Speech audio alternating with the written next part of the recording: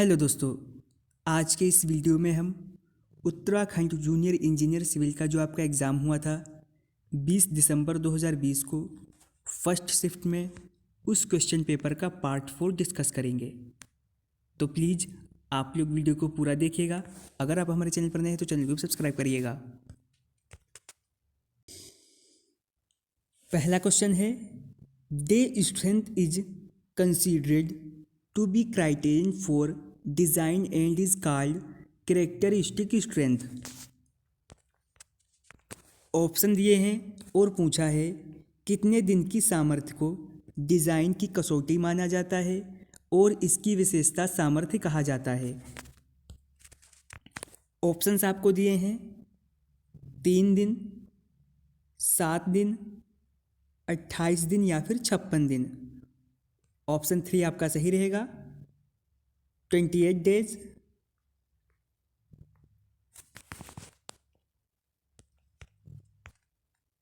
अगला क्वेश्चन है, the material suitable for injection of very fine cracks in concrete is. Question में पूछा है कंक्रीट में बहुत महीन दरारों के इंजेक्शन के लिए उपयुक्त सामग्री कौन सी है। लाइम मोर्टार का यूज करते हैं, वाटर बेस्ड एक्रिलिक रोल का यूज करते हैं, पॉलीयूरेथीन रोल का यूज करते हैं या फिर सीमेंट मोर्टार का। अगर कंक्रीट के स्ट्रक्चर में कोई बहुत महीन दरार आ जाती है तो उसकी इंजेक्शनिंग करते हैं वाटर बेस्ड एक्रिलिक रोल से। ऑप्शन सेकंड आपका सही रहेगा।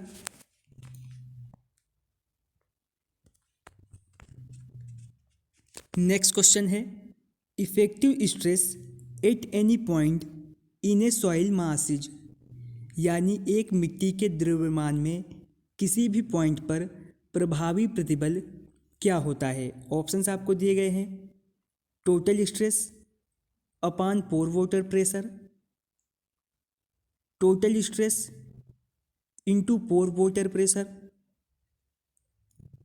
Total stress plus pore water pressure या फिर total stress minus pore water pressure.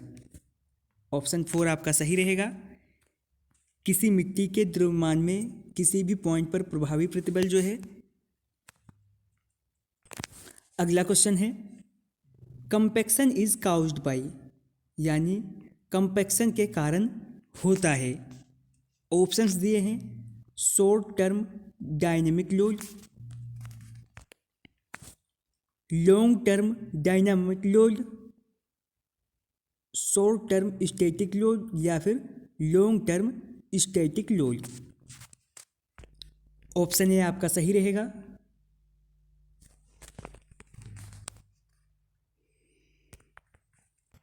Next question है, a foundation where depth is more than the width is.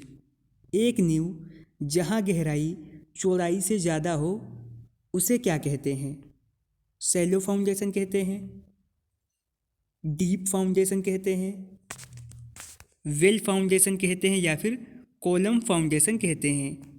एक नींव जहां गहराई जो है चौड़ाई से ज़्यादा हो तो उसे कहते हैं डीप फाउंडेशन। ऑप्शन सेकंड आपका सही रहेगा।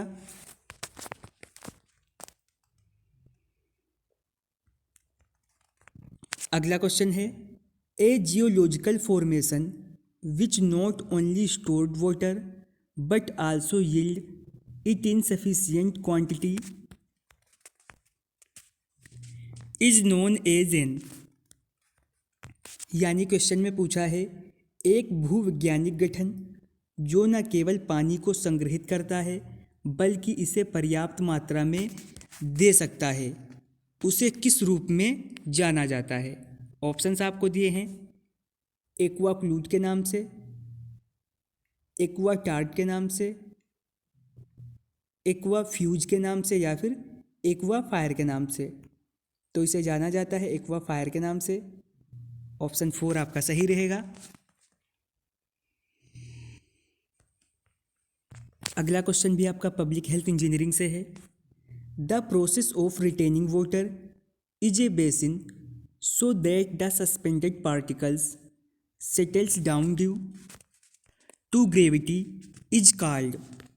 यानी पानी को एक बेसिन में प्रतिधारण करने की प्रक्रिया ताकि जो भी सस्पेंडेड पार्टिकल हैं वो ग्रेविटी के कारण बैठ जाएं, उसे क्या कहते हैं? ऑप्शंस आपको दिए हैं। स्क्रीनिंग कहते हैं, सेडिमेंटेशन कहते हैं, फिल्ट्रेशन कहते हैं या फिर डिसइंफेक्शन कहते हैं। ऑप्शन सेकंड आपका सही रहेगा, इसे कहते हैं सेडिमेंटेशन।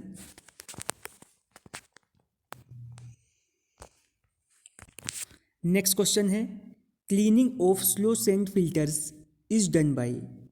जो आपका स्लो सैंड फिल्टर होता है उसकी सफाई किसके द्वारा की जाती है? बैक वॉशिंग द्वारा, scraping and removal of sand यानी रेत को खुरच कर फिर निकालते हैं, फ्रंट वॉशिंग, या फिर इमर्जिंग इन एसिड सॉल्यूशन अम्ल घोल में डुबाकर। स्लो सैंड फिल्टर की जो है सफाई की जाती है रेत को खुरच कर निकाल कर। ऑप्शन सेकंड आपका सही रहेगा। नेक्स्ट क्वेश्चन है the valve which is provided in street corners to control the flow in the distribution system is. यानी डिस्ट्रीब्यूशन सिस्टम में प्रवाह को कंट्रोल करने के लिए सड़क के कोनों में जो वाल्व प्रदान किए जाते हैं वो कौन से होते हैं? ऑप्शंस आपको दिए हैं। रिफ्लेक्स वोल्व होते हैं, स्लुइस वोल्व होते हैं, स्कोर वोल्व होते हैं या फिर एयर वोल्व होते हैं। तो ये होते हैं स्लुइस वोल्व। ऑप्शन सेकंड आपका सही रहेगा।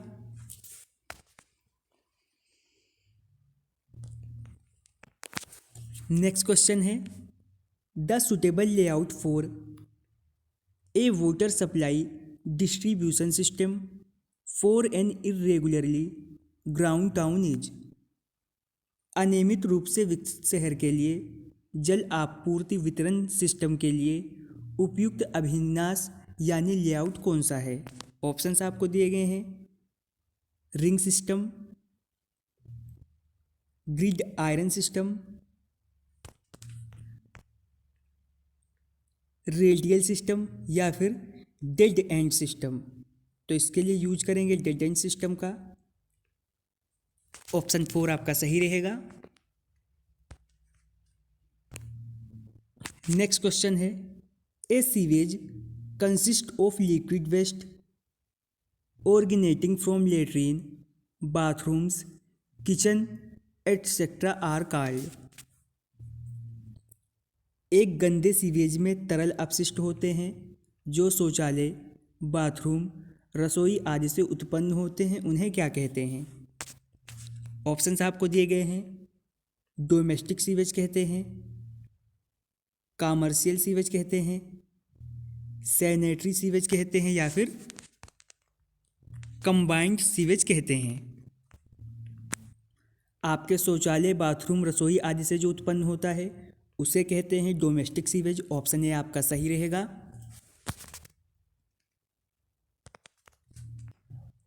अगला क्वेश्चन है if A sheet of paper moistened with lead acetate is held for 5 minutes in a manhole and then the paper turn black indicates।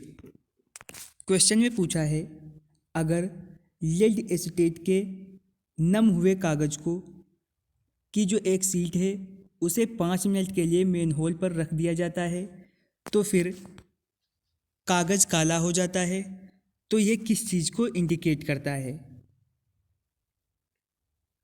Methane gas को, कार्बन डाइऑक्साइड गैस को, hydrogen sulphide gas को या फिर oxygen को? ये indicate करता है hydrogen sulphide gas को। ऑप्शन 3 आपका सही रहेगा।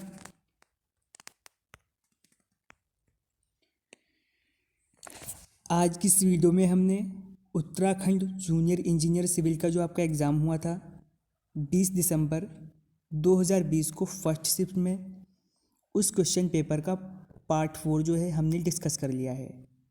बाकी के पार्ट 1, 2, 3 आप प्लेलिस्ट में जाकर देख सकते हैं। अब आप हमसे टेलीग्राम चैनल और व्हाट्सएप ग्रुप पर भी जुड़ सकते हैं, लिंक डिस्क्रिप्शन में दिया गया है। अगर आपको वीडियो पसंद आई हो तो लाइक करें, चैनल पर नए हैं तो सब्सक्राइब करें।